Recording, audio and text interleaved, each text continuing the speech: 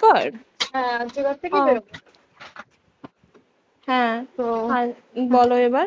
বলছি ওটা হয়েছে কি বলতো, ও 2টো অব্দি পেশেন্ট দেখেছে, ঠিক আছে। রাত্রি পেশেন্ট 2টো? রাত্রি 2টো, ঠিক আছে। আচ্ছা।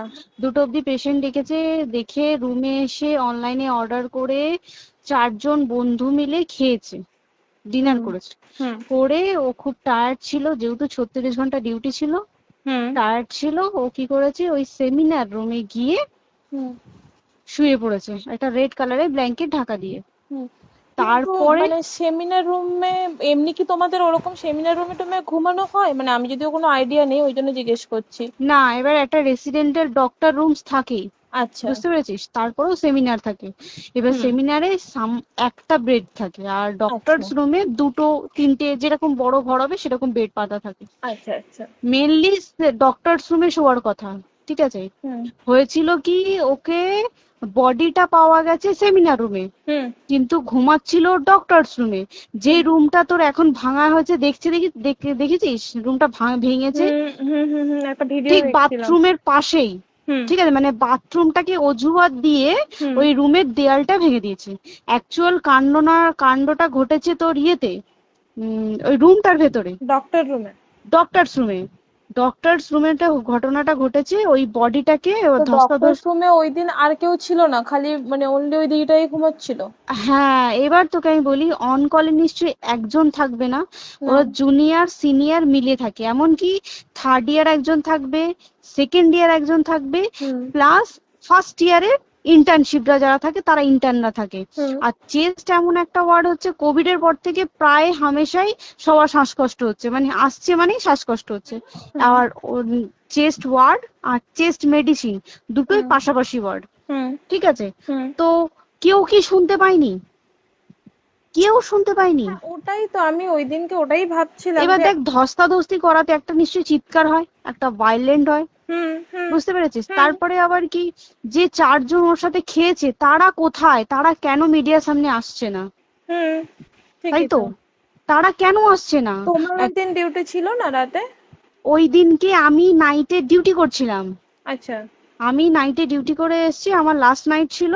তো হুম আমার তো 3 দিন নাইট থাকে, তিন হুম দিন নাইট থাকার পর লাস্ট নাইট ছিল, লাস্ট নাইটের পর বুধবার আমার লাস্ট নাইট, বুধবার রাতে ঘটনাটা ঘটেছে। হুম আমি বাড়িতে এসেছি, রীতিমতো বাড়িতে এসে শুয়ে পড়েছি। 3টের সময় আমার কাছে ফোন এসছে যে সবাইকে ডেকে পাঠিয়েছে, ইমিডিয়েট আয়। হুম। তখন গিয়ে দেখি আরজিকরে এই অবস্থা, পুরো গোটা হাসপাতালকে ডেকে পাঠিয়েছিল। গিয়ে দেখি পুলিশ ছয়লা, মানে, আর ওকে যেভাবে, আমি তো বডিটা দেখেছি রে, মানে আমাদের হুম। এখনো পর্যন্ত চোখ থেকে নামছে না। রীতিমতো মনে হচ্ছে মেয়েটা যেন আমাদের পাশে পাশে ঘুরছে, হুম একদম হুম হুম এরকম, মানে মানে অদৃশ্যমান, মানে আমরা এরকম ভাবতে পারছি না যে এরকম ভূত হুম থাকে বা একটা স্পিরিট থাকে বা কিছু। এখন আমরা বুঝতে পারছি না ওর আত্মাটা এখনো ঘুরছে আমাদের আশেপাশে। দেখ, ওর আমার তলাটায় নাকি, তো ওর থেকে ও থাকে 4 তলায়, 4 তলায় ঘটনাটা ঘটেছে, ঠিক 2টো ফ্লোর নিচেই আমি থাকি, আমার আচ্ছা। রুমটা, ঠিক আছে। কিন্তু তাও আতঙ্কে আমরা মানে একদম স্তব্ধ হয়ে গেছে আরজিকরটা। কিন্তু ব্যাপারটা হচ্ছে, তাহলে ডক্টর রুম থেকে ওকে সেমিনার রুমে নিয়ে যাওয়া হয়েছে? হ্যাঁ, অবশ্যই নিয়ে যাওয়া হয়েছে। এবার দেখ, নিয়ে যাওয়া হয়েছে, ওকে যেভাবে মারা হয়েছে, এটা একার পক্ষে সম্ভব অসম্ভব, না দিস একদম। Is a impossible. পুরোপুরি গ্যাং রেপ, গ্যাং রেপ ছাড়া কোনো কিছু নয়।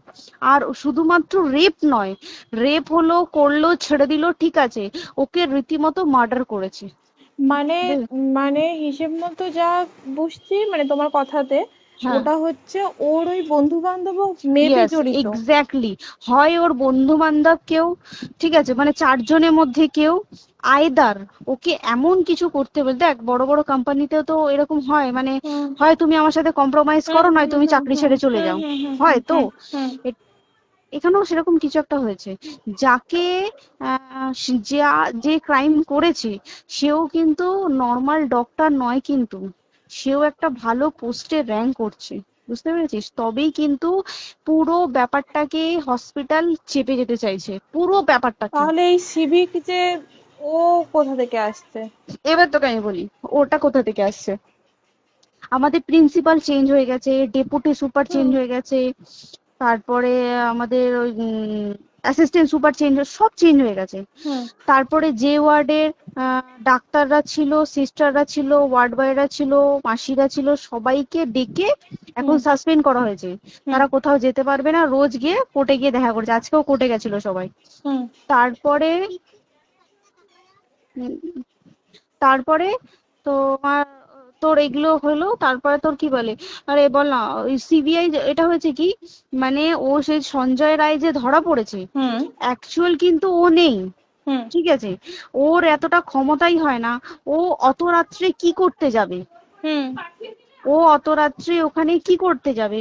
ও না পেশেন্ট, ও নাকি বলছে দালাল পেশেন্ট নিয়ে গেছে, তো পেশেন্ট নিয়ে যখন গেছে দিদিটার রুমে যখন যাবে, নিশ্চয়ই দিদিটার রুমে কোনো কাগজপত্র দেখাতে যাবে, সেই অবস্থায় গিয়ে দেখে যে এরকম এরকম ঘটনা, তা ঝাঁপিয়ে পড়েছে ওর উপরে। হুম এরকম কিছু কি, তাও কিছু নয়, শুধু গেছে দেখছে ড্রিঙ্ক অবস্থায়, ওকে ক্যামেরায় দেখা গেছে ড্রিঙ্ক অবস্থায় গেছে আর এসছে, এইটুকুই দেখা গেছে। তারপরে হচ্ছে কি, তোর অনেক রকম এখানে অনেক রকম ব্যাপার আছে।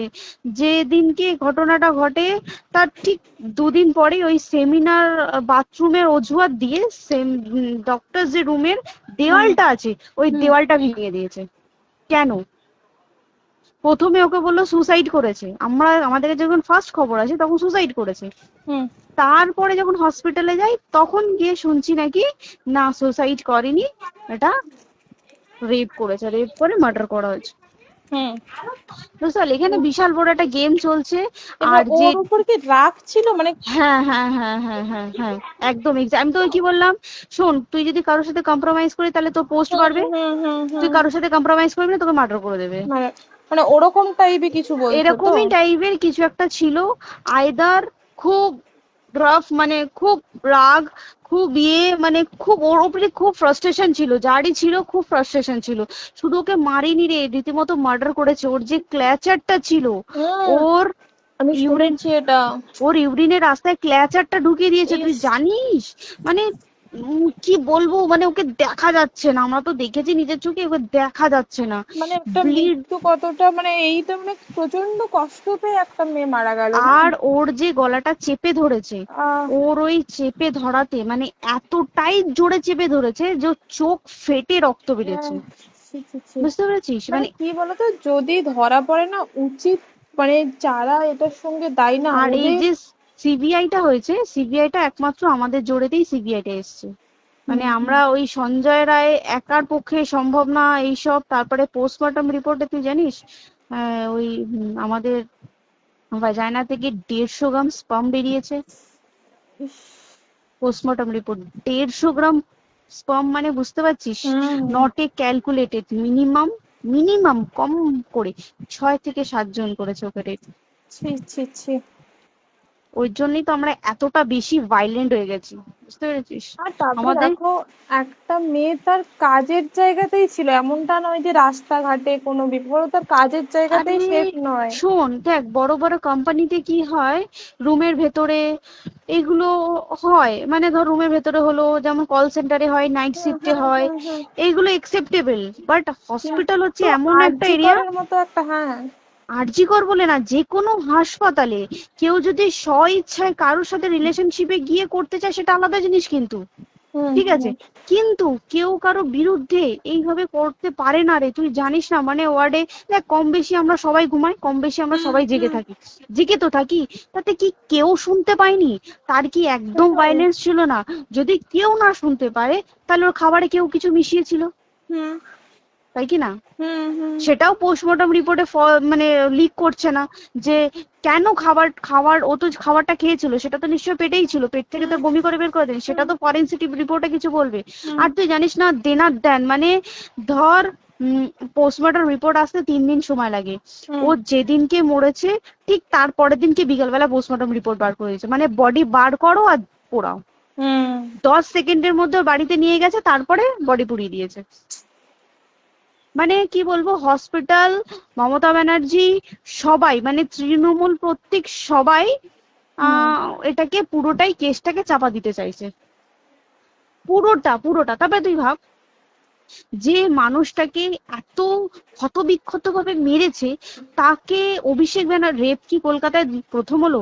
নয়, হুম বিভিন্ন জায়গায় বিভিন্ন ভাবে রেপ হয়েছে, হুম ধরা পড়েছে, ফাঁসি হ্যাঁ হয়েছে কি হুম জেল হয়েছে। হুম অভিষেক বন্দ্যোপাধ্যায় কেন বললো জাস্ট এইট তোর কি বলে এনকাউন্টার করতে? মানে কি সঞ্জয়কে যদি এনকাউন্টার করে পুরো কেসটা চাপা পড়ে পুরো যাবে, কেসটা চাপা পড়ে যাবে একদম। স্টুডেন্টরা ঠান্ডা হয়ে যাবে, হুম হুম আর আমরা সেটা মানবো না, আমরা সেটা হতেই দেবো না। তাতে যদি চাকরি মানে আরজিকরটাকে সিল করতে হয় তাতেও আমরা রাজি আছি, সিল করে দেওয়া হোক আরজিকর, সিল করে দেবে মনে হচ্ছে যদি ঠিকঠাক ভাবে। এবার ওই জন্য আমাদের দাবিতে সিবিআই এসছে। এবার তুই একটা কথা বল, যখন দেখতে পাচ্ছে মমতা ব্যানার্জি যে কলকাতা পুলিশ আমাদের জন্য কিছু করতে পারছে না, আমরা কিছু মানতে পারছি না, 7 দিন ধরে বার করতে পারছে না, হুম তাহলে সেটা 2-3 দিনের মধ্যে কেন হ্যান্ড ওভার করে দিল না? হুম তাই তো। তাই কি না?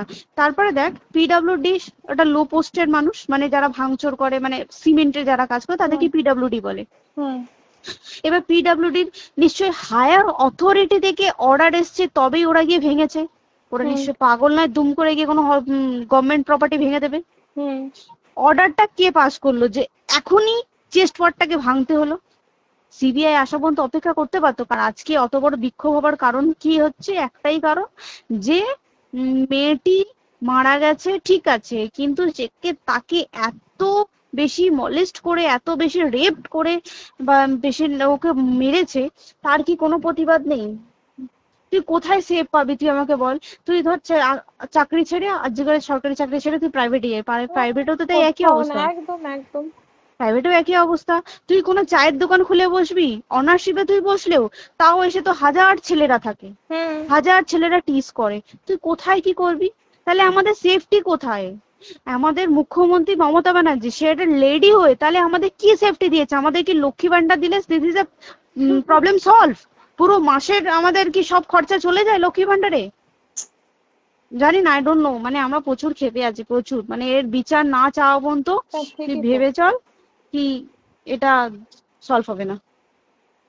আমরা মানে বিচার আমি নিয়ে আমি কথা বলবো। 2 দিন ধরেই ভাবছিলাম তোমাকে ফোন করবো, কিন্তু মানে এটা ওটাতে হয়ে উঠছে না। আর তোমাকে তো হুম। আমি ওই দিন রাতেই হোয়াটসঅ্যাপ করলাম না। হ্যাঁ হ্যাঁ এবার হ্যাঁ তখনই না আমি ব্যাপারটা অতটা বুঝতে পারিনি, আর আমার তার পরের দিনই ভোরবেলা ডিউটি। তা হ্যাঁ। আমি খুব তারপর সাবধানে থাকিস রে, আর খুব বলো না, সাবধানে না না। থাকিস।